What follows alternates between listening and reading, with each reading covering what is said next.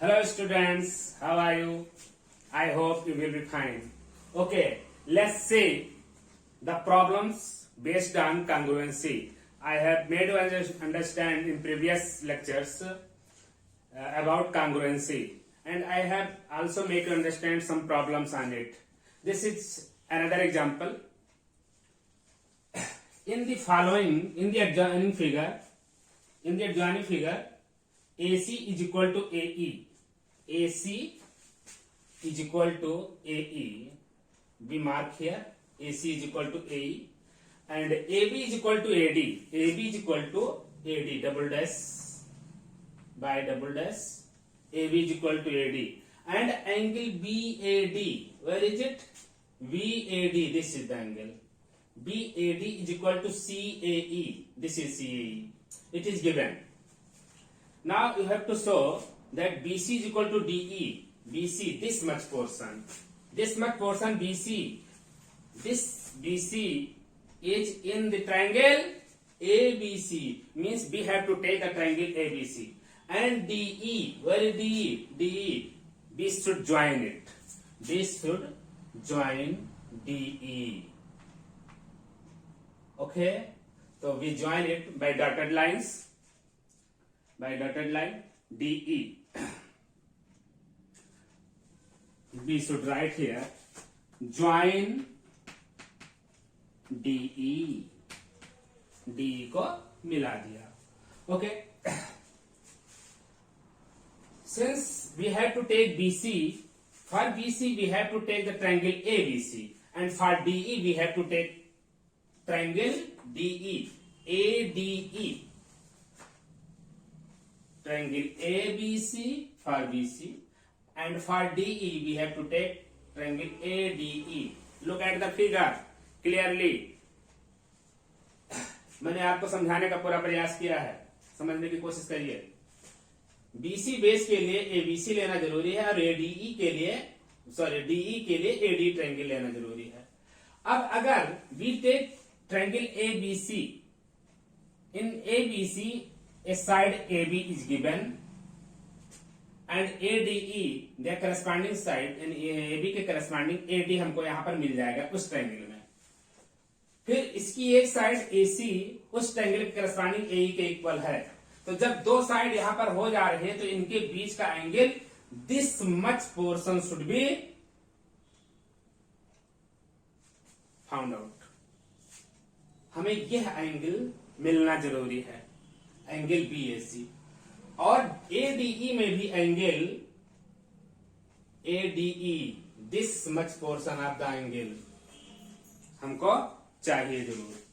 इसका मतलब इस वाले ट्रायंगल में ये इतना एंगल, इस वाले ट्रायंगल में इतना. हम देख रहे हैं कि ये इतना जो पोर्शन है, ये वाला हिस्सा, इसमें भी कॉमन आ रहा है, इसमें भी कॉमन आ रहा है, जबकि इधर ही हमको दिया हुआ था ये इधर के इक्वल है. तो अगर यही कॉमन पोर्शन इस वाले एंगल में हम ऐड करते हैं तो भी ये पूरा एंगल आपको BAC का मिल जाएगा जो आपको जरूरत है.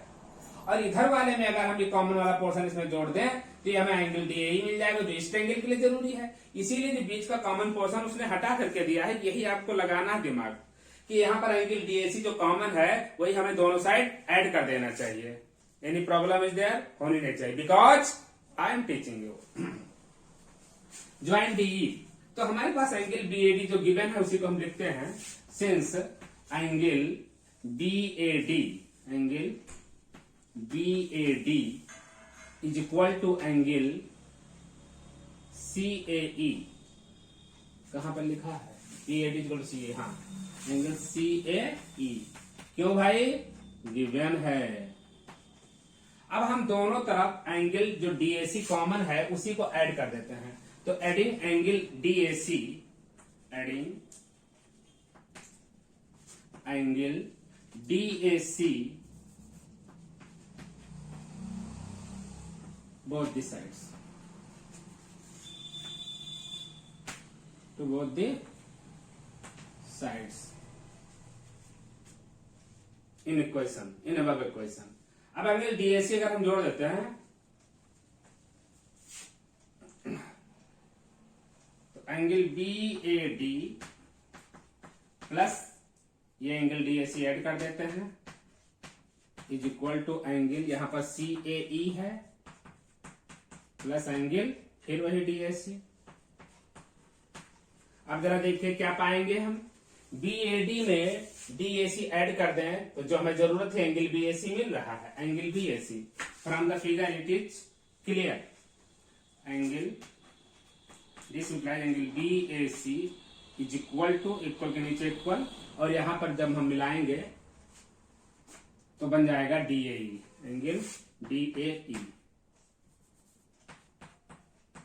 बस हमारे पास एंगल हो गया, दो साइड मिल रही है, तो लिखते हैं नाउ इन ट्रायंगल, कौन कौन सा, ABC and triangle ADE, ADE। इस ट्रायंगल में AB अगर है तो इस वाले ट्रायंगल में AD दिया हुआ है। यह AD साइड आप इस ट्रायंगल की ना समझिएगा, उस ट्रायंगल में जाइएगा, सॉरी यहां पर इस ट्रायंगल की AB है तो उस वाले ट्रायंगल की AD है, AB के इक्वल है, यानी AB इस वाले ट्रायंगल का पार्ट है, तो AB is equal to AC। AC किस ट्रायंगल में जा रहा है, सॉरी AD किस ट्रायंगल में है, ADE वाले में, तो AB is equal to AD। ये भी गिवन ही था ऊपर, यही करस्पॉन्डिंग साइड्स हो गई, AB is equal to AD। और AC देखिए ये इस ट्रायंगल की है, तो AC के करस्पॉन्डिंग उस वाले ट्रायंगल में AE है, यहां पर गिवन है, तो AC इस ट्रायंगल की हो जाएगी और AE उस ट्रायंगल में चली गई, ये भी गिवन है। और क्या है, एंड एंगल BAC, इन दोनों साइड के बीच का घिरा हुआ एंगल, बीच का इंस्क्राइब्ड एंगल लिया जाता है, हमने आपको बार बार बताया, angle BAC is equal to angle DAE। क्या हो गया, SAS क्राइटेरिया, दो साइड उसके बीच का एंगल, यहां दो साइड उसके बीच का एंगल इक्वल है, इसका मतलब ट्रायंगल कांग्रुएंट हो जाएंगे। तो लिखता हो hence triangle ABC congruent to triangle ADE या DAE, ये ADE जो भी है, हो गया। जब कांग्रुएंट हो जाता तो क्या करते हैं हम, करस्पॉन्डिंग पार्ट्स को इक्वेट कर देते हैं, करस्पॉन्डिंग पार्ट्स को इक्वेट करेंगे। करस्पॉन्डिंग पार्ट्स कौन से होंगे, हमने जो भी ये एंगल प्रूव किया कि ये इसके बराबर है, इसी के सामने की साइड देख लीजिए, BAC इस वाले ट्रायंगल में जब लिया था तो ये BAC इतना पोर्शन एंगल हुआ है, इसके सामने की साइड कौन सी है, पूरा BC है, इसीलिए हमने उस ट्रायंगल को चूज ही किया था। BC is equal to ADE में एंगल कौन सा आया, ये वाला एंगल इसके इक्वल आया है, DAE।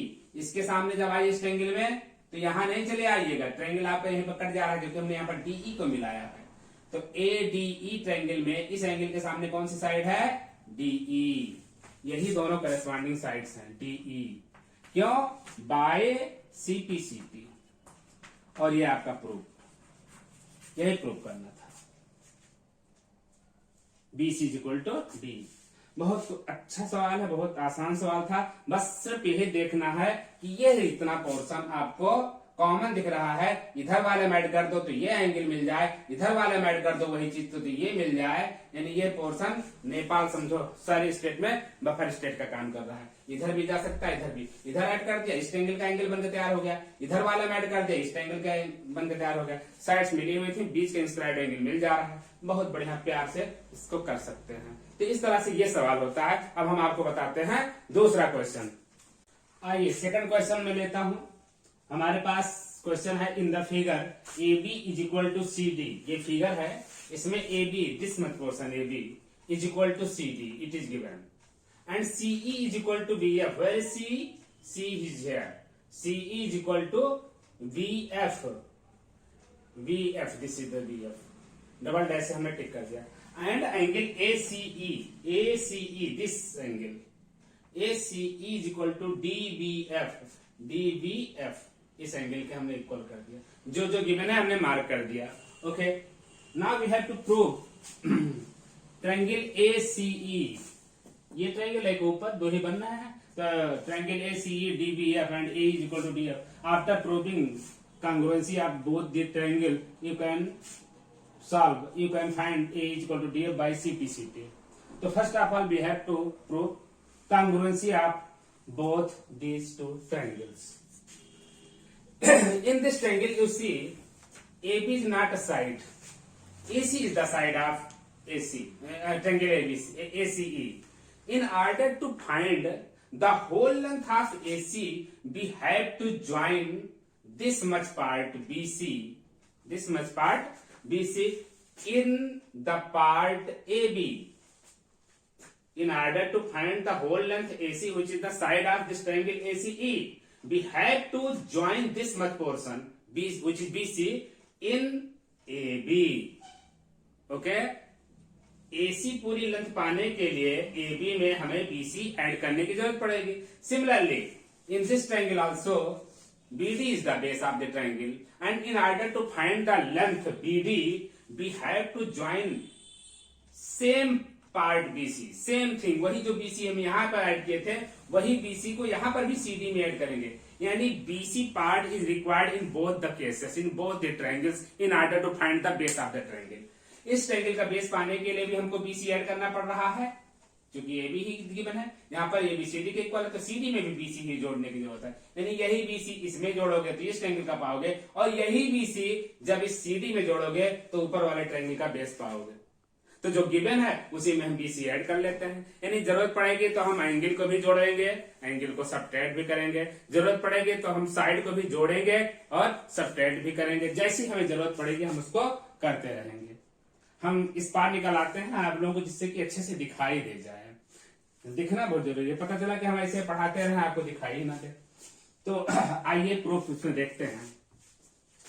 प्रूफ में सबसे पहले तो हम वही नोट कर लेते हैं, क्या है, since AB is equal to CD। क्यों भाई? It is given, it is given in the question. ये आपको पहले से ही मिला हुआ है विरासत में। अब दोनों तरफ हम BC को ऐड करना चाहते हैं, तो adding BC in both the sides.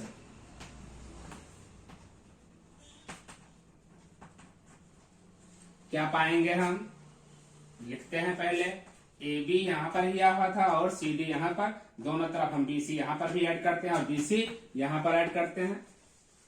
Check करिए, हमने बनाया अपने मन से, AB में BC मिलाएंगे तो AC आ जाएगा, जो इस ट्रायंगल के लिए बन जाएगा, और CD में BC अगर मिलाते हैं, CD में BC मिलाते हैं, पूरा पूरा BD पा जाते हैं। ये हमारे पास मालूम हो गया, क्वेश्चन नंबर 1 हमने मान लिया। बहुत आसान, बहुत छोटा क्वेश्चन है आपके लिए। अब हम ट्रायंगल लेते हैं। Now in triangle ACE, now in triangle ACE and triangle BFD, इन दोनों ट्रायंगल में देखें तो हमारे पास एक तो प्रूफ हो गया AC is equal to BD, AC is equal to BD from 1 लिख देता हूं, या प्रूव्ड अबव लिख देता फ्रॉम 1। और इस ट्रायंगल का जो साइड है CE इस ट्रायंगल में, उस ट्रायंगल में किसके इक्वल है? CE is equal to BF, तो वही चीज दिया भी है, C is equal to BF। दूसरा वाले ट्रायंगल में चला गया। और जो दो साइड हमने प्रूव किया, इधर भी तो उसके बीच का घिरा हुआ एंगल मिल रहा है, आपको गिवन है, और यहाँ पर भी जो दो साइड हमने दिखाया BD और यहाँ पर BF गिवन, इसके बीच का एंगल मिल रहा है, तो उसके बीच में डाल देते हैं। यानी एंगल ACE, ये भी गिवन है, ये तो गिवन में लिखेंगे हम, गिवन साइड एक दी गई है, तो angle ACE is equal to angle DBF। ये क्यों है? ये भी गिवन में डाल देंगे, ये गिवन है। तो दो साइड उसके बीच का एंगल क्या होगा? क्राइटेरिया SAS, तो by SAS criteria,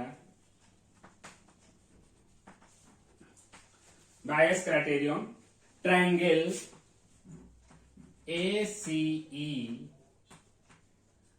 congruent to triangle BFD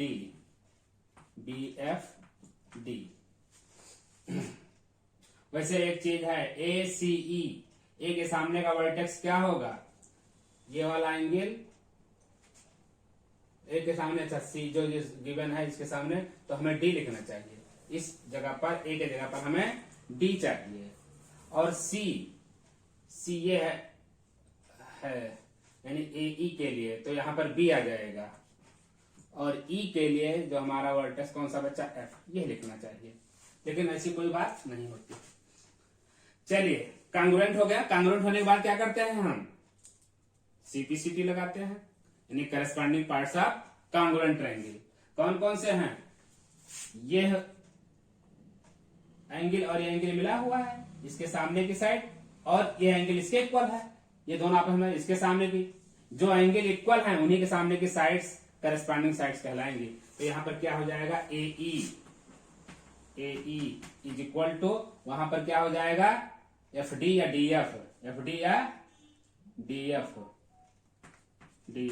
क्यों, बाई सीपीसीटी, ये लिखना जरूरी होता है, बाई सीपीसीटी। आइए देखते हैं क्या क्या प्रूव करना था। Triangle ACE congruent to DBF, देखो बिल्कुल वही लिखा है, पॉइंट लिखा होना चाहिए। तो ये फर्स्ट पार्ट आपका प्रूव्ड हो गया, यहां लिख देता हूं फर्स्ट पार्ट प्रूव्ड। और यहाँ पर AE is equal to DF भी हम जब सीपीसीटी लगा दिए तो प्रूफ हो गया, यहाँ लिखेंगे सेकंड पार्ट प्रूव्ड। और इस तरह से आपका पूरा क्वेश्चन सॉल्व हो जाता है।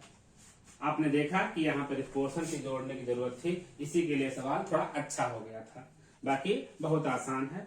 इस क्वेश्चन को हमने आपको बताने की कोशिश की, इसमें शायद हमें लगता है कि पूरी तरह से क्लियर आपको समझ में आ गया होगा। अगर कोई प्रॉब्लम आती है तो आप हमको मैसेज करके कमेंट में आप पूछ सकते हैं, ठीक है। इसके बाद मैं चलता हूं, अब तीसरा सवाल आपको बताता हूं, इसको अच्छे से आप कर लीजिएगा। आइए तीसरा सवाल लेते हैं। In the figure OA is equal to OB, OA is equal to OB, this is OB। OC is equal to OD, OC को डबल डैश से दिखाते हैं, OD को डबल डैश से दिखाते हैं। एंड एंगल AOB यानी ये पूरा angle AOB is equal to angle COD means ये इतना एंगल, या देखिए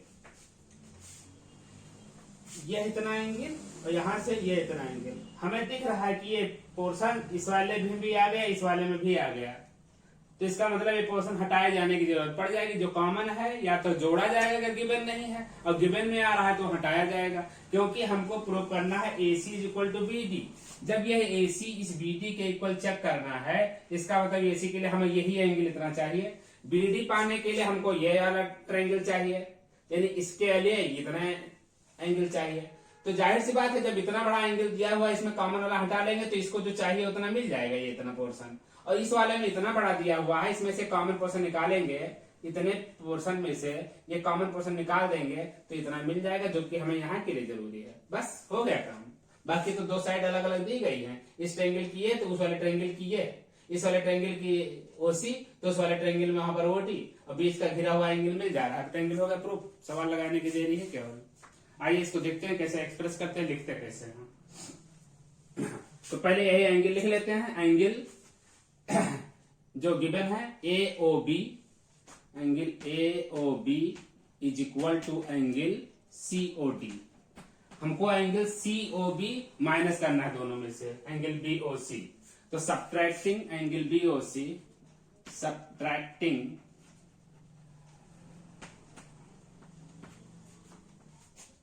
angle BOC from both the sides, from both the sides. तो क्या हो जाएगा, एंगल AOB एंगल COD के गिवन है, दोनों में से बराबर बराबर सब्ट्रैक्ट होगा, कितना, एंगल BOC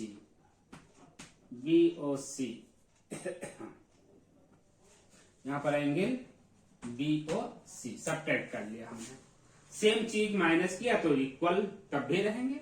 हमारे पास भी 10 रुपीज है, आपके पास भी 10 रुपीज है, 2 रुपए आप में से माइनस हो रहा है, 2 रुपए मेरे से भी माइनस पर है, जितना आपके पास बचेगा उतना मेरे पास भी बचेगा, सेम चीज यही लगा देना है, वही कॉन्सेप्ट, और कुछ अलग की चीज नहीं लानी है। तो एओबी में से बीओसी निकाल देते हैं, एओबी में से बीओसी, तो आपको एंगल एओसी मिलेगा, जो हम पहले ही बता चुके हैं आपको। Angle AOC is equal to, यहां पर बचेगा एंगल बीओडी। बस आ जाइए in triangle AOC. Now in triangle AOC and triangle BOD क्या क्या होगा? OA is equal to OB given है, OA is equal to OB क्या है? गिवन है। और यहां का OA, यहां का OB, यहां का OC, वहां का OD, OC is equal to OD क्या है? गिवन है। इन दोनों के बीच में एंगल, घिरा हुआ एंगल क्या निकाला हमने?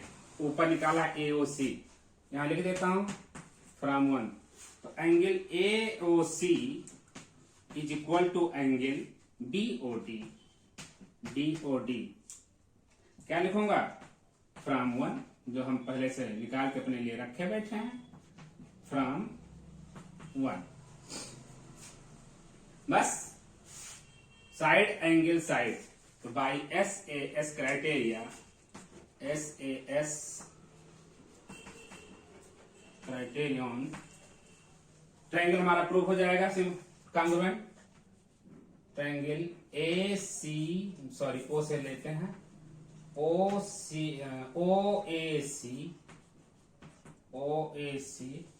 यहाँ लिखने कोई गलती तो नहीं हुई थी, AOC, हाँ कोई दिक्कत नहीं थी, एंड BOD। तो नेमिंग, चलिए जो हमने लिखा था वैसे ही लिख लें, और ऐसा लिखने की कोई सी बात भी नहीं है। OAC हम जो लिख दिए सो लिख दिए। OAC congruent to triangle, congruent to triangle कौन सा? OAC, तो OBD, OBD हो गया।